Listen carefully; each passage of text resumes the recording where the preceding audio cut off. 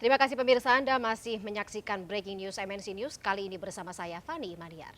Pemirsa, terdakwa Riki Rizal Wibowo atau RR dipidana 13 tahun penjara atau divonis penjara 13 tahun karena majelis hakim menganggap ia terbukti terlibat ikut dalam pembunuhan berencana Nofriansyah Yosua Huta Barat.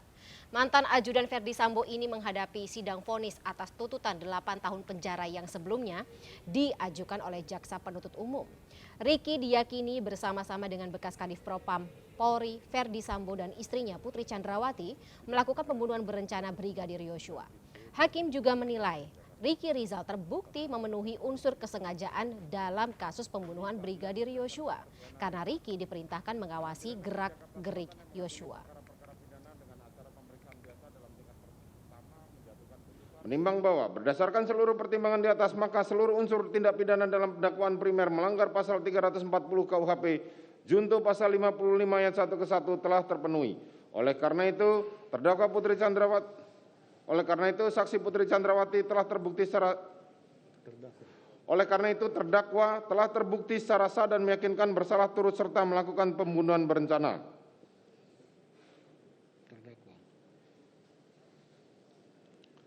Menimbang bahwa dengan telah terbuktinya terdakwa melakukan tindak pidana sebagaimana dakwaan primer, maka terhadap dakwaan subsidiar tidak perlu dipertimbangkan lagi.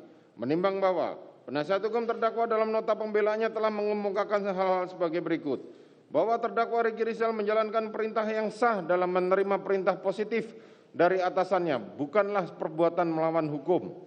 Perbuatan terdakwa Riki Rizal tidak termasuk dalam kategori mewujudkan tindak pidana dimaksud.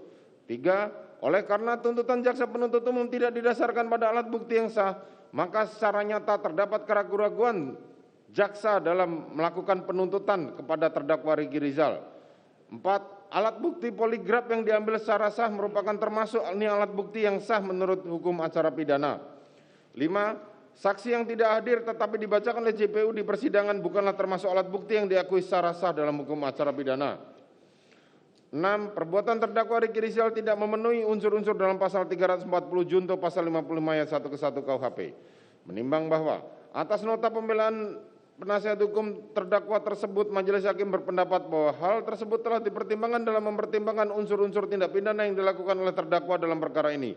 Sehingga nota pembelaan penasihat hukum terdakwa tersebut tidak dapat dipertimbangkan dan dikesampingkan dalam pembuktian perkara ini. Menimbang bahwa berdasarkan pertimbangan tersebut di atas, maka tidak ditemukan adanya alasan pemaaf maupun pembenar yang dapat menghilangkan sifat melawan hukumnya perbuatan terdakwa maupun yang dapat menghapuskan kesalahan terdakwa. Oleh karena itu, terdakwa harus bertanggung jawab serta dipidana setimpal dengan perbuatannya. Menimbang bahwa terhadap masa penangkapan dan penahanan yang telah dijalani terdakwa haruslah dikurangkan dari pidana yang dijatuhkan. Selanjutnya kepada terdakwa diperintahkan tetap berada di dalam tahanan. Menimbang bahwa terhadap barang bukti sebagaimana daftar barang bukti mengingat masih diperlukan sebagai bukti dalam perkara lain, maka barang bukti tersebut ditetapkan untuk diserahkan kepada jaksa penuntut umum digunakan di dalam pembuktian perkara lain tersebut. Menimbang bahwa sebelum menjatuhkan putusan perlu dipertimbangkan hal-hal yang memberatkan maupun meringankan. Hal yang memberatkan, terdakwa sampai dengan pemeriksaan perkara ini dinyatakan selesai masih berbelit-belit dan tidak berterus terang dalam memberikan keterangannya di persidangan, sehingga sangat menyulitkan jalannya persidangan. Perbuatan terdakwa telah mencoreng nama baik institusi kepolisian. Hal yang meringankan, terdakwa masih mempunyai tanggungan keluarga, terdakwa diharapkan masih bisa memperbaiki perilakunya di kemudian hari. Menimbang bahwa oleh karena terdakwa dijatuhi pidana, maka haruslah dibebani pula membayar biaya perkara. Memperhatikan pasal 340 KUHP junto pasal 55 ayat 1 ke 1 KUHP, Undang-Undang Nomor 8 Tahun 81 tentang KUHP, serta peraturan lain yang berkaitan. Silakan berdiri.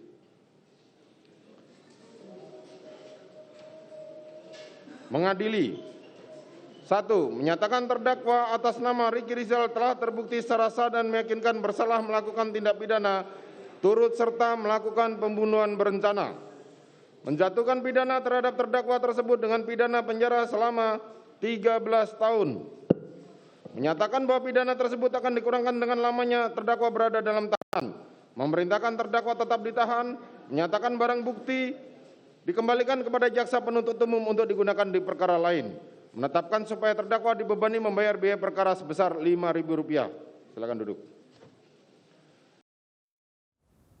Ya pemirsa, hakim kembali memutus vonis yang lebih berat dari tuntutan jaksa penuntut umum. Seperti vonis Ferdy Sambo dan juga Putri Chandrawati di hari sebelumnya. Hari ini ajudan Ferdy Sambo Kuat Ma'ruf divonis 15 tahun penjara. Sementara Ricky Rizal divonis 13 tahun penjara.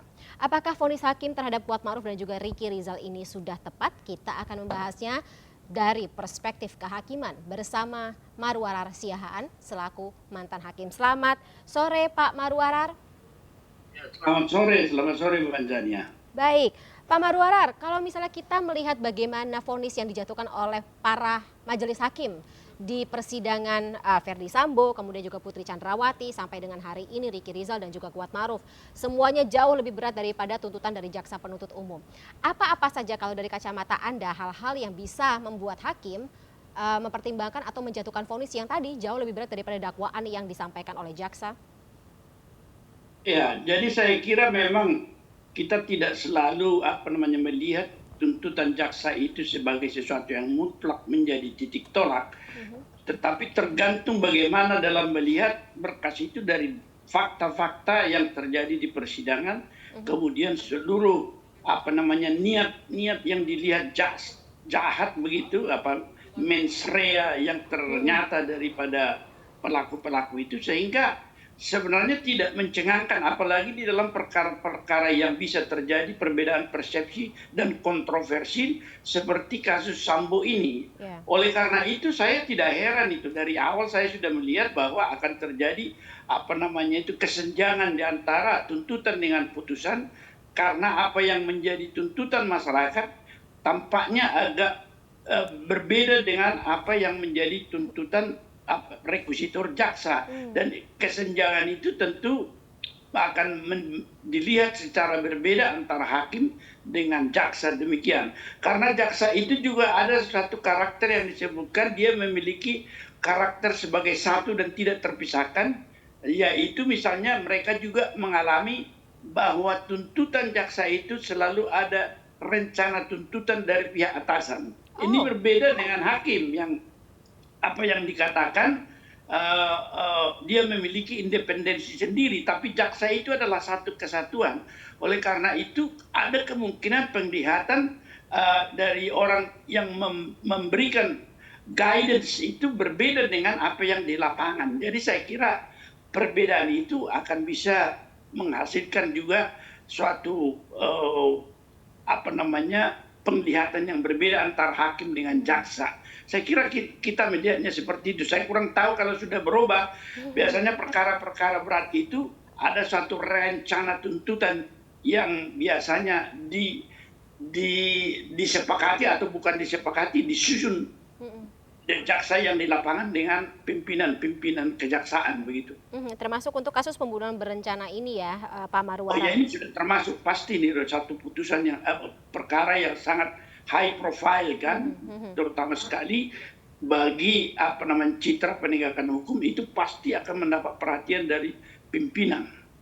Tapi yang juga ada hal yang menarik Pak Marwarar, ketika kita biasanya kalau membandingkan atau mengkomparasi dengan kasus-kasus sebelumnya begitu, untuk terdakwa biasanya ada alasan untuk memperingan. Dan kalau kita bicara mengenai kasus pembunuhan berencana yang melibatkan 5 terdakwa ini, katakanlah untuk Putri Chandrawati saja Pak Marwarar, yang merupakan seorang ibu, kemudian juga dia masih mempunyai anak-anak kecil seperti itu. Bahkan untuk alasan-alasan itu, baik untuk Ferdy Sambo, Putri Chandrawati, Ricky Rizal dan juga Kuat Ma'ruf, tidak ada yang digunakan oleh majelis hakim untuk tadi bisa meringankan vonis. Dari kacamata Anda seperti apa, atau kira-kira perspektif apa yang digunakan oleh majelis hakim ini? Ya barangkali kalau saya bisa melihat juga dari sudut pengalaman ya, tentu saja apa yang dikatakan hal-hal yang meringankan bagi seorang terdakwa, terdakwa terutama ini Ferdy Sambo dan PC dengan ajudan-ajudan, itu bisa berbeda, dia punya karakter itu. Artinya suatu inisiatif, suatu mens rea, rencana itu tentu dicetuskan oleh seorang yang bernama Ferdy Sambo, dan mungkin juga ada juga suatu provokasi kalau saya memahami seperti itu dari PC yang menjadikan ini menjadi sesuatu perkara yang beratnya itu fokusnya pada mereka berdua. Jadi kalau misalnya kita katakan bahwa ada hal memberatkan terutama keluarga, justru hal-hal itu bisa jadi tidak meringankan bagi seorang terdakwa pertimbangan keluarga. Karena memang kalau dilihat dari komposisi keluarga Verdi Sambo, anak-anaknya sebenarnya sudah relatif lebih besar ya. Oke. Dia sudah bisa mandiri menurut saya begitu, kecuali anak yang paling akhir itu yang dikatakan sebenarnya anak Adopsi. pungut ya. Itu tentu berbeda bobotnya dengan beban keluarga yang dialami oleh para ajudan itu. Tapi itu pun tetap akan membuka suatu kontroversi juga kalau kita membandingkan misalnya antara Kuat Ma'ruf dengan Ricky Rizal yang menyebabkan ada diskrepansi atau pembedaan tadi pidananya itu kurang lebih 2 tahun ya, 2 tahun. Itu tentu kita yang tidak mengikuti atau tidak menghayati betul persidangan dari awal tentu akan bisa melihat itu, kecuali tentunya kita yang bisa menghayati sendiri karena menangani persidangan itu bisa memahami apa yang menjadi pembedaan pokok. Ya misalnya kalau kita menyusun suatu matriks ya, biasanya kan kalau di dalam penjatuhan putusan itu biasanya ada yang disebutkan antara yang meringankan dan memberatkan, disusun dia punya matriks itu apa saja begitu, apakah memang dia bisa misalnya timbangan itu turun ke yang memberatkan atau naik ke yang memberatkan atau turun yang meringankan. Itu tergantung bagaimana cara kita melihat fakta-fakta yang terjadi di lapangan. Saya kira secara dari jauh atau dari luar kita bisa tidak mendapat penghayatan yang pas tentang hal itu, dan itu memang menjadi domain daripada hakim untuk mempertimbangkan dan mengambil keputusan tentang itu. Tetapi bagaimanapun dari apa tadi yang saya dengar dari komentar lawyer dari kedua belah pihak, maka itu juga menjadi suatu kontroversi yang nanti secara cermat barangkali hakim di tingkat banding, kalau mereka banding tentunya bisa melihat itu lebih tegas lagi dengan membuat satu matriks yang bisa menyusun suatu arah sikap.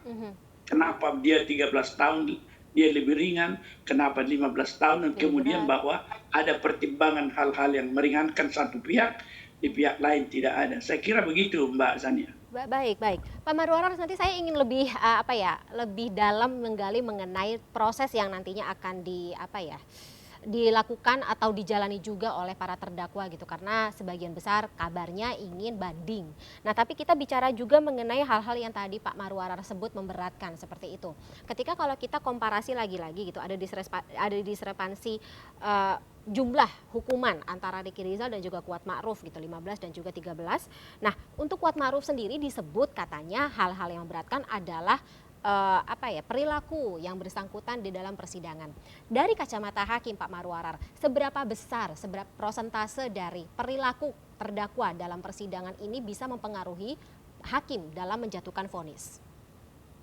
Ya, saya kira perilaku seseorang di persidangan yang boleh kita lihat itu, kalau saya khusus mengamati Verdi Sambo, tampaknya dia juga memang ada sedikit kurang, apakah dikatakan kurang menaruh hormatkah terhadap proses persidangan baik di dalam maupun di luar persidangan, dengan ungkapan-ungkapan dan sikap gesturnya yang kadang-kadang dia tertawa. Apakah itu bisa ditafsirkan meremehkan atau ngenyek gitu kalau kita lihat dalam sehari-hari, dan itu sangat menentukan juga dari tingkat apa yang dikatakan dia punya penghormatan terhadap proses persidangan. Tetapi ada juga tadi statementnya Kamarudin, ada kemungkinan apakah dia memang waras atau tidak, itu menjadi persoalan tersendiri lagi, karena tidak lumrah begitu beberapa sikap daripada Kuat Ma'ruf itu. Tapi hakim melihatnya mungkin sebagai hal yang memberatkan karena dia mengatakan dia tidak menaruh hormat pada persidangan itu, dan itu kita lihat itu tentunya nanti kalau mereka banding akan menjadi suatu topik pertimbangan juga di dalam melihat apakah benar dia tidak menghormati persidangan itu. tidak menghormati hakim. Oleh karena itu di tingkat banding yang tentu saja mereka, kalau kita dengar lawyernya sudah pasti di samping tadi Kuat Ma'ruf 1 hari pun tidak rela, begitu menurut saya terlalu terlalu berlebihan. Karena orang saja tidak menolong orang dalam kesulitan itu dipidana kok. Tapi mereka mengatakan 1 hari pun tidak rela karena tidak ternyata ada apa yang diperbuatnya. Tapi mereka di tempat dan melihat dan tidak melakukan apa-apa. Sedangkan orang saja, kalau orang di tepi sungai tidak kita tolong, kita bisa dituntut di pengadilan tidak menolong orang yang membutuhkan pertolongan, begitu. Jadi saya kira hal-hal yang perlu disebutkan lagi bahwa kadang-kadang orang baik, kenapa kejahatan terjadi? Karena orang baik tidak melakukan apa-apa sehingga dibiarkan orang jahat melakukan sesuatu. Nah, itu juga merupakan suatu hal yang jahat tentunya. Dan ini jangan berlebihan. Mungkin saya agak tadi mendengar lawyernya si Kuat itu tentang itu 1 hari pun tidak. Sedangkan kita melihat orang dipukul saja atau dikeroyok tidak melapor kepada polisi, itu sebenarnya tindak pidana juga. Betul, itu diatur pembiaran ya. Ya, pembiaran seperti itu, dan mereka berada di tempat itu dan sudah tahu rencana itu, paling tidak sudah melakukan sesuatu, menutup pintu tadi kan dengan beberapa persiapan, memanggil Joshua itu untuk datang di lokasi.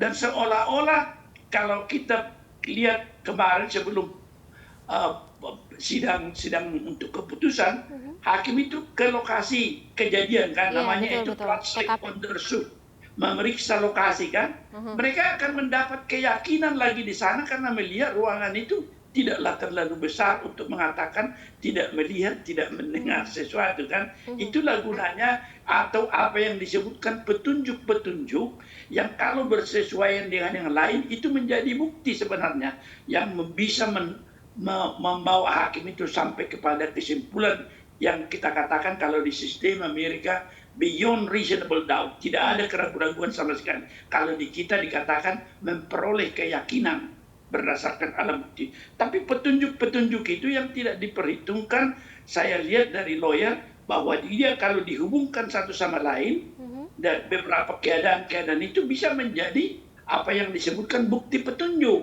Nah, inilah yang menjadi persoalan yang barangkali lalai, tidak melihat atau tidak merasakan koneksitasnya dengan alat bukti yang membawa hakim ke arah keyakinannya. Saya kira begitu penglihatan saya. Iya Pak Marwarar, kalau misalnya di MCC dulu ketika jadi kuasa hukum biasanya harusnya punya semacam skill atau katakanlah kemampuan begitu untuk melihat celah-celah yang seharusnya ini miss gitu dilihat oleh jaksa penuntut umum dan juga hakim yang menangani kasus. Tapi tampaknya memang celah-celah tersebut saking banyaknya, yaitu ada yang miss kemudian juga ternyata tidak masuk dalam pledoi seperti itu. Pak Marwarar, saya ingin gali lagi tadi terkait dengan banding yang nantinya akan dilakukan di tingkat pengadilan tinggi, seperti apa nanti hakim-hakim dari pengadilan tinggi ini akan katakanlah melihat kembali, membuka kembali kasus atau persidangan yang selama ini berjalan di Pengadilan Negeri Jakarta Selatan untuk kemudian nantinya akan direview ulang seperti itu, memutus hukuman tersebut. Tapi tahan dulu ya Pak Marwarar, kita jeda sesaat. MNC News Breaking News masih akan kembali setelah jeda berikut, pemirsa tetaplah bersama kami.